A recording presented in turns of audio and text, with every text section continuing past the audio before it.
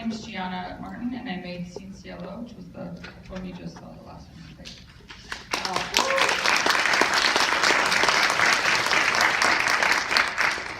The inspiration came from, I went to wars and I lived in they call colonias, which are like neighborhoods, but they're really poor neighborhoods on the borders. And I stayed with a lot of families there, and I just basically took a lot of what they said and a lot of what I saw and a lot of what I collected kind of in documentary type footage, and then I just turned it into a narrative and fictionalized it for safety purposes and for things like that for them, because it's hard to do docs there. So yeah. Randall Christopher, I wrote, directed, drew, and animated The Driver Is Red. I came across an article in the New York Times, January 27th, 2016. The State of Israel released the handwritten appeal letter of Adolf Eichmann. Just a historical curiosity more than anything. It didn't shed any new light on the history, but I think about that one day in the coffee shop in San Diego where I opened a browser window and I Googled Adolf Eichmann. And I was like, what happened to this guy again? What was his story? And almost 2 years later to the day, we'd be at Sundance, like this past 4 screenings.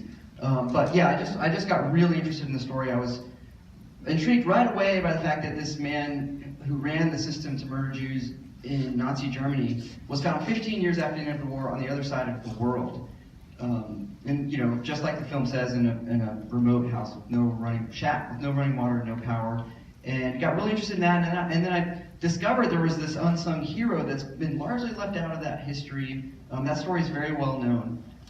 But I came across an article where 3 of the guys who were still alive mentioned this man, Zvi Haroni. I discovered he wrote a book in the 90s, read his book, and I was intrigued by the fact that he was German. So all those other guys that went down there, the team that had to sneak into Argentina, that was also interesting to me, that they had to sneak into the country because it was sympathetic to the Nazis. So it became the whole spy, James Bond, all that stuff I got from the head of Mossad's book called The House on Garibaldi Street. But to me, the fact that most of those guys originated from Eastern Europe, even though they came from Israel, Rafi Eitan was born in Israel, the task to actually go find him, and this guy who a lot of people regard as the most important man on the whole operation, who's been left out of the history, was German, and considered himself German, and talks about in this book, I only knew German culture growing up. Brahms and Beethoven were mine. To think that, to me, it was just an incredible story, and I draw and make art, and eventually I started making a film.